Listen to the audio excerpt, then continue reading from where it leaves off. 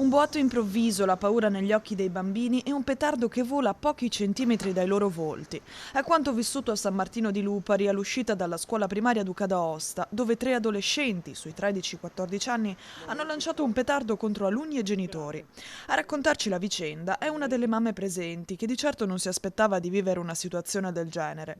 Dopo l'uscita di scuola, decine di bambini stavano lasciando l'edificio scolastico accompagnati dalle famiglie, diretti verso il parcheggio sul retro. In quell'area, davanti a una birreria, i 3 ragazzi seduti sulle panchine avrebbero acceso e scagliato volontariamente l'ordigno verso il passaggio pedonale affollato.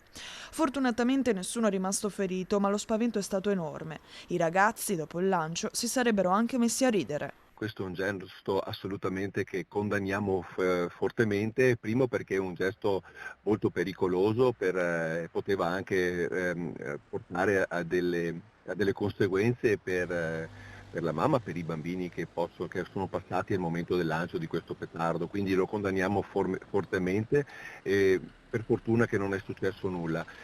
La mamma deve naturalmente sporgere la denuncia ai carabinieri perché solo così si riescono a identificare i ragazzi e vengono anche coinvolte le famiglie che magari sono anche all'oscuro che i propri figli possono fare gesti di questo tipo. Una responsabilizzazione dei genitori che primi sono coinvolti. La mamma ha immediatamente segnalato l'episodio ai carabinieri e alla polizia locale, che hanno avviato controlli e monitoraggi nella zona. Ora pretende scuse pubbliche per tutti i bambini che sono stati messi in pericolo.